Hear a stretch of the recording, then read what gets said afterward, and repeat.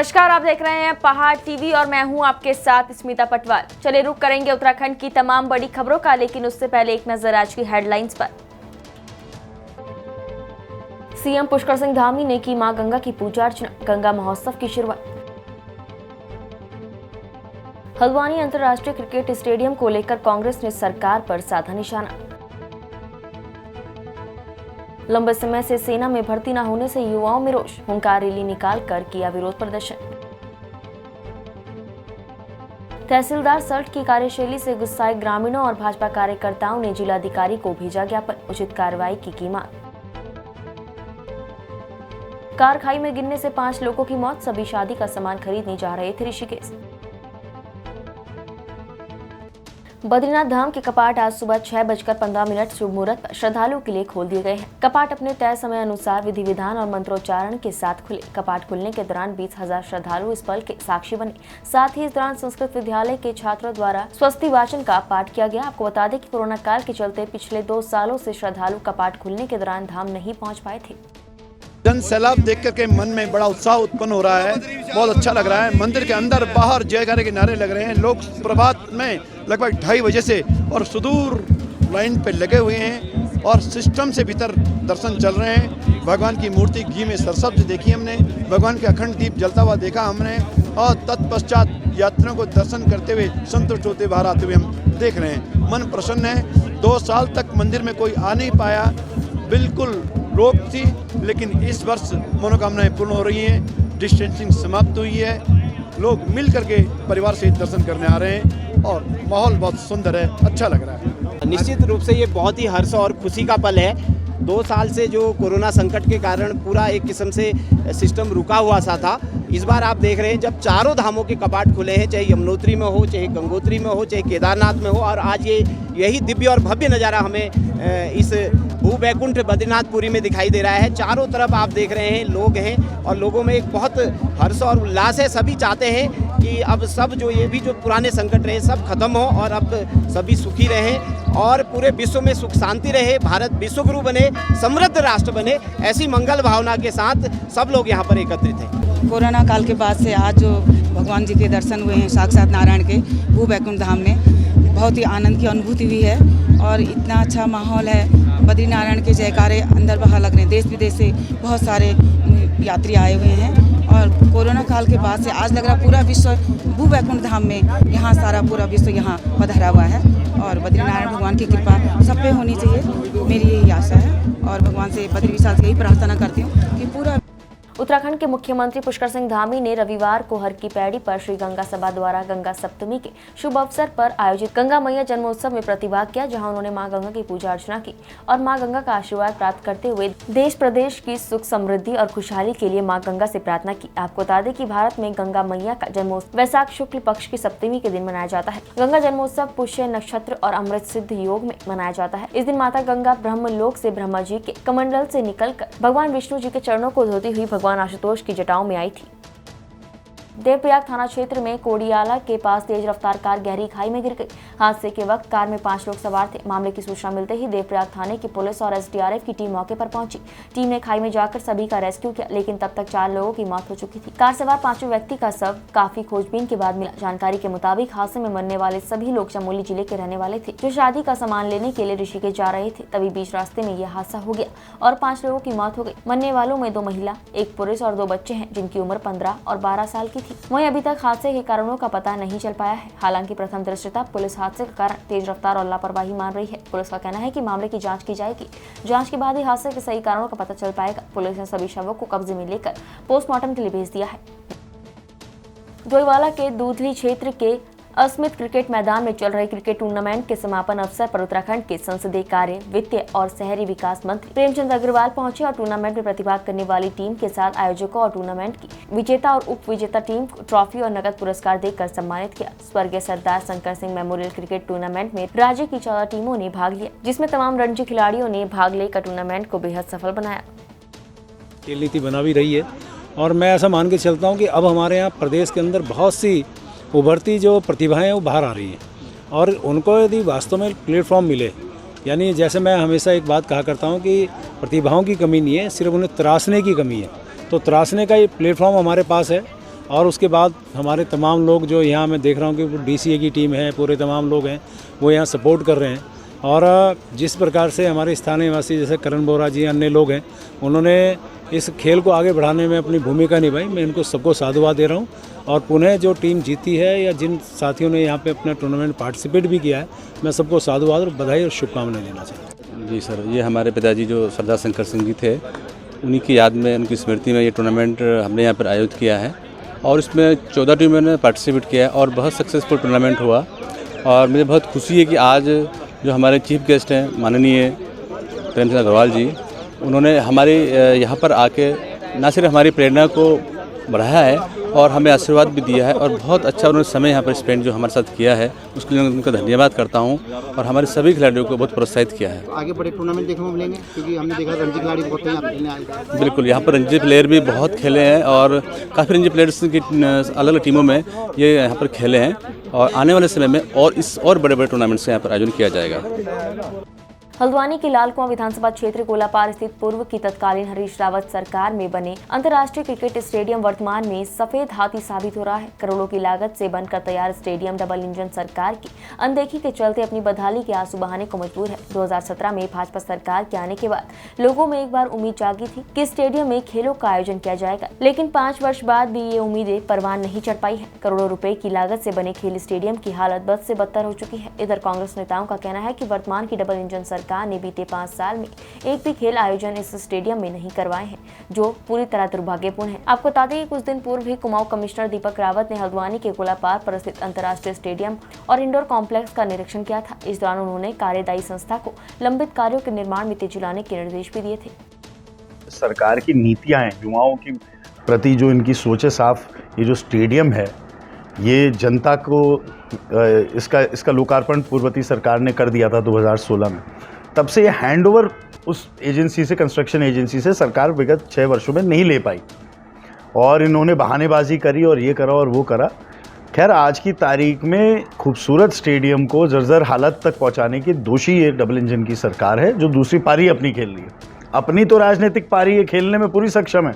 इनके चुनाव में सत्ता बल, धन बल ऐसे बहता है कि अभूतपूर्व तरीके से हमने देखा है, लेकिन एक स्टेडियम और खिलाड़ियों के लिए इनकी मंशा जो है वो साफ प्रतीत होती है।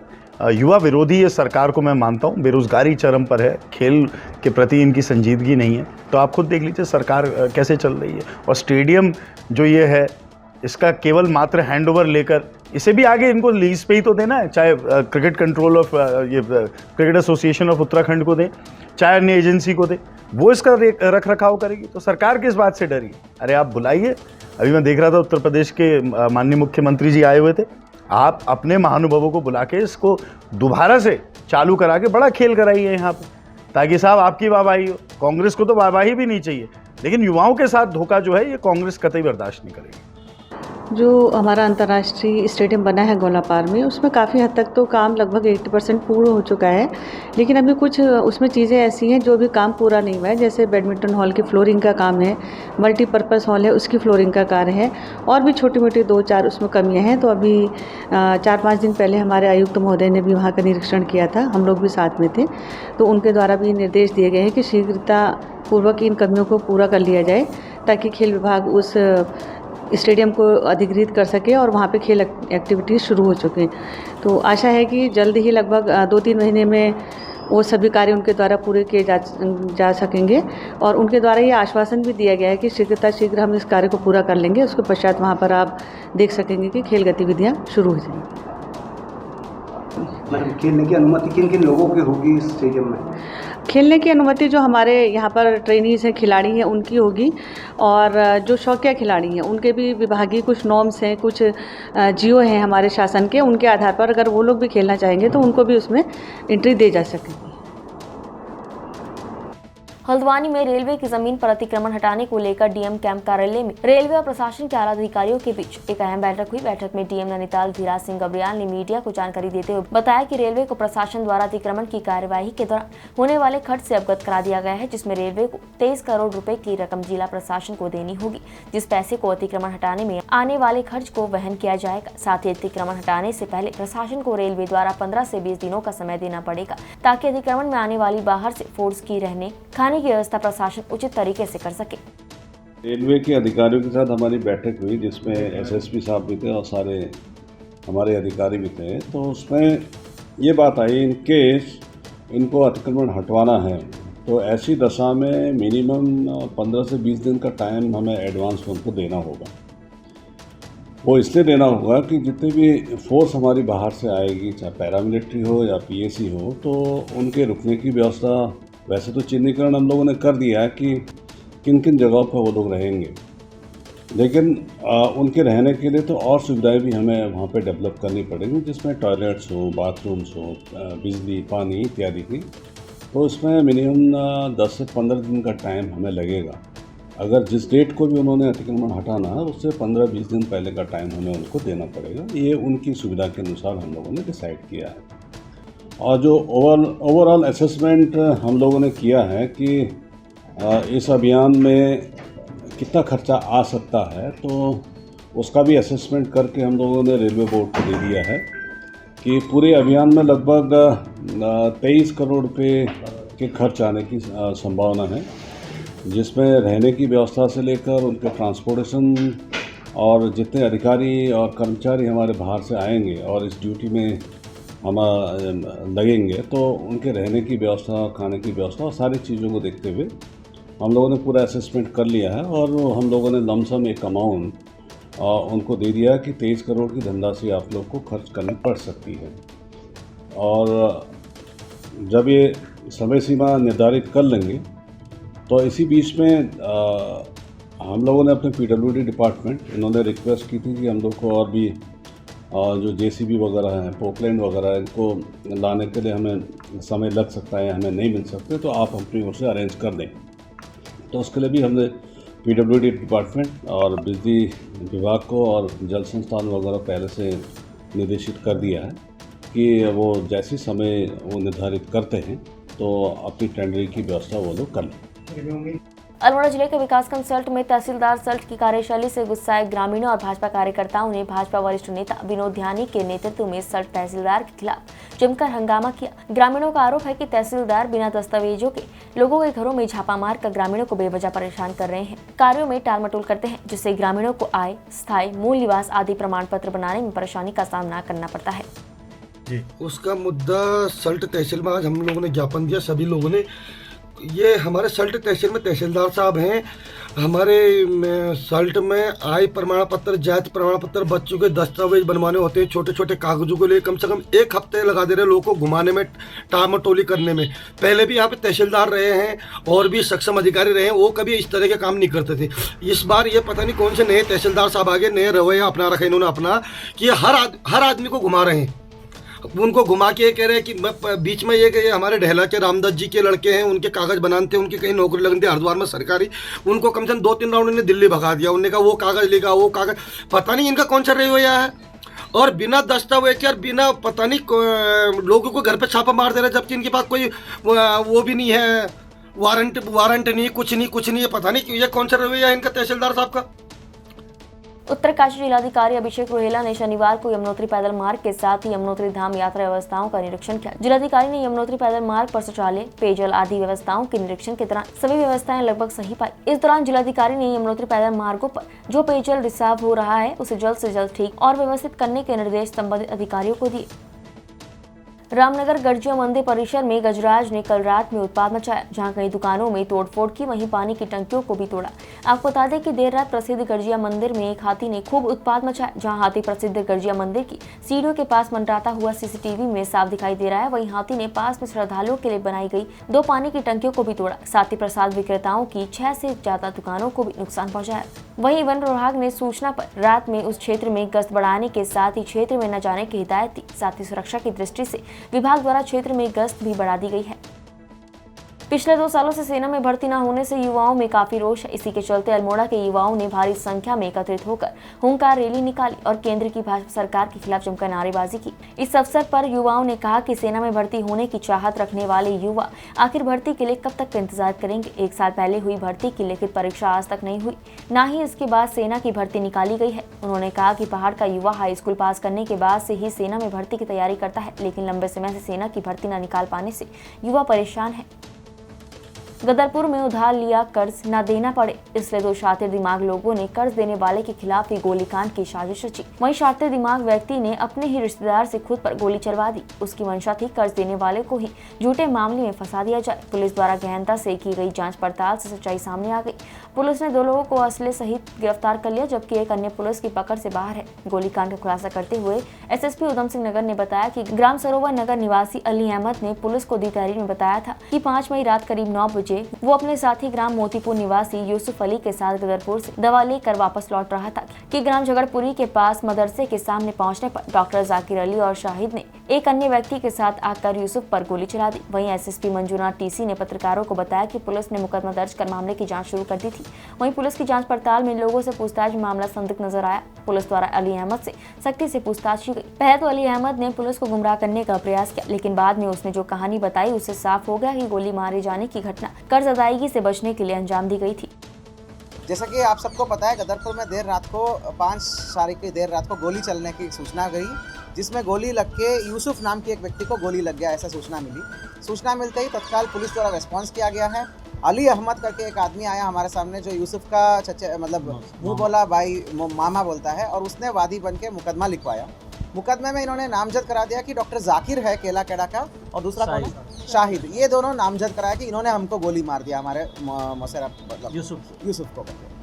यूसुफ फिलहाल रेफर हुआ है, और आज की डेट में पहले इधर रुद्रपुर में, वहाँ से बरेली से लखनऊ रेफर हुआ है। हालांकि बहुत दूर से गोली मारा गया है और केवल कुछ ही छर्रे लगे हुए हैं। बाद में सख्त पूछताछ में ये पता चला हमको कि ये जो हमारा जाकिर है डॉक्टर केला केड़ा का, वो यहाँ रहता ही नहीं था उस समय, घटना के दौरान भी नहीं था, वो कहीं और भी पाया गया है। और जो दूसरा शाहिद है ना, शाहिद भी वही नहीं था। देन सख्त पूछताछ में पता चला कि ये तो लेन देन का मामला निकला। जो हमारा मेन वादी है अली अहमद, वो 10 लाख रुपए के कर्जे में डूबा हुआ था कोई लैंड मैटर में। इसके अलावा यूसुफ जिसको गोली लगी है, उसका 1.5 लाख रुपए का कर्जा था। 1.5 लाख रुपए उसको देना था जाकिर को इसको पैसे देना था, जाकिर के कर्जे में था। तो इन्होंने मिलकर एक कॉन्स्पिरेसी बनाई कि दोनों का देनदारी भी कम हो जाए, ख़त्म हो जाए, और थोड़ा सा और एक्स्ट्रा पैसा मिले। इसलिए एक कॉन्स्पिरेसी बनाया। एक और आदमी को बुलाया, अली अहमद का कजिन जो है मोइन है, निवासी जो है जिला बरेली है, मेवड़ी गांव पड़ता है। उसको बुला के उससे कट्टा वट्टा मंगाया और दूर से यूसुफ को गोली लगा दिया और जो है मोइन चला गया वहाँ से। और उसके बाद पुलिस को ऐसा सूचना दी, इनका प्लानिंग ये था कि 10 लाख रुपए जो है एक्सटॉर्शन करके जाकिर से पैसे ले ले, और जो यूसुफ का 1.5 लाख रुपए का जो था वो क्या बोलते देनदारी, वो माफ़ हो जाए। ये इनका प्लानिंग था। मुकदमा लिखवा के उसको अरेस्ट करवा देंगे जाकिर का नाम लेके, और जाकिर से पैसे एंट लेंगे। तो इस प्रकार से एक्सटॉर्शन का प्लानिंग था। पर क्योंकि हमारा गदरपुर पुलिस ने इस बार निष्पक्षता से जांच करते हुए टेक्निकल सर्वेलांस और मैनुअल रूप से सही को सही और गलत को गलत ठहरा के इन्होंने जो नामजद लोग थे उनका भूमिका बिल्कुल साफ कर लिया है और इस कॉन्स्पिरेसी का अनावरण कर लिया है। इस प्रकार का हमको देखने को मिला है कि यही सरोवर नैनीताल से लगभग 20 किलोमीटर दूर मंगोली चौकी में एक फरियादी फरियाद करते करते थक गया। वहां तैनात चौकी इंचार्ज और सिपाहियों ने स्टाफ कमी की बात कहकर अपना पल्ला झाड़ दिया। आपको बता दें कि सरोवर नैनीताल से लगभग 20 किलोमीटर दूर नैनीताल कारालुंगी मार्ग पर ग्रामीणों की सेवा के लिए पुलिस चौकी बनाई गई है, जिसमें स्थानीय लोग अपनी फरियाद कर सकते हैं। यहाँ बताते चले कि कुछ दिन पूर्व गाँव झसिउड़ा के युवक विक्रम सिंह कनवाल ने अपने ही घर में नशे की हालत में परिजनों से मारपीट कर दी थी, जिस पर उसके कई परिवार के सदस्य चोटिल हो गए थे, जिसकी FIR कोतवाली प्रभारी मल्लीताल में लिखा दी गई थी। पुलिस ने FIR मंगोली चौकी को स्थानांतरित कर दी। पीड़ित परिवार के सदस्य विजय सिंह कनवाल समेत परिवार के सदस्यों ने मंगोली चौकी से न्याय की गुहार लगाई, जिस पर चौकी इंचार्ज ने स्टाफ न होने की बात कहकर पल्ला झाड़ दिया। यह भी कहा कि विक्रम सिंह को नशा मुक्ति केंद्र ले जाओ। इधर विजय सिंह कनवाल ने SSP को भी मोबाइल के माध्यम से जानकारी दी है, जिस पर SSP ने कोतवाली प्रभारी मल्लीताल को कहने की बात कहकर बात टाल दी है। अब यह देखना है कि विजय सिंह कनवाल के परिजनों को न्याय मिलता है या इसी प्रकार दिन रात पुलिस चौकी में अपनी हाजिरी लगाते हुए समय का इंतजार करते रहेंगे। अल्मोड़ा जिले के विकास कंसल्ट में मोलेखाल में मीट विक्रेताओं द्वारा मोलेखाल बाजार को हटाने को लेकर ग्रामीणों ने SDM सल्ट गौरव पांडे को ज्ञापन सौंपा। ग्रामीणों का कहना है कि मोलेखाल बाजार में मीट विक्रेताओं द्वारा सड़क के किनारे बकरी और मुर्गी की गंदगी की जाती है, जिससे आने जाने वाले लोगों को परेशानी का सामना करना पड़ता है।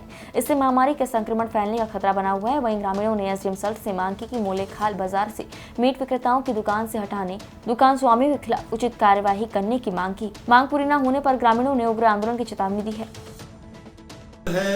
उप जिलाधिकारी महोदय ने संबंधित तहसीलदार और थानाध्यक्ष महोदय को जो है संयुक्त निरीक्षण के लिए बुला है और संयुक्त जांच रिपोर्ट जब इनके आएगी तो उसके दोषी पाए जाने पर उनके खिलाफ नियमानुसार कार्रवाई की जाएगी। महोदय सल्ट को एक ज्ञापन दिया है, उसमें जो ये मांस और मीट की दुकानें हैं उनके द्वारा निरंतर गंदगी फैलाई जाती है और जो उसका मल है, मलमूत्र है, उसको जहाँ तहाँ फेंक दिया जाता है, जिस कारण जंगली जानवरों का आगमन भी बाजार की ओर हो रहा है और गंदगी से बीमारी फैलने की भी आशंका है। और इसके निस्तारण के लिए और उनकी रोकथाम के लिए और इन पे अगर नहीं मानते तो पेनल्टी लगाने के लिए हमने एक वो किया है। और वहीं जो पशु चिकित्सा अधिकारी हैं उनके द्वारा भी मांस की जांच नहीं की जाती है और सीधा ये लोग उसको काट देते हैं और गंदगी जहाँ तहाँ फेंकते हैं। खुद बाज़ारों में गंदगी है, जिस कारण जो हमारे व्यापारी भाई हैं वो भी परेशान हैं और आम पब्लिक भी परेशान है। उत्तराखंड की तमाम बड़ी खबरों में फिलहाल इतना ही। बाकी खबरों के लिए देखते रहिए पहाड़ टीवी। नमस्कार।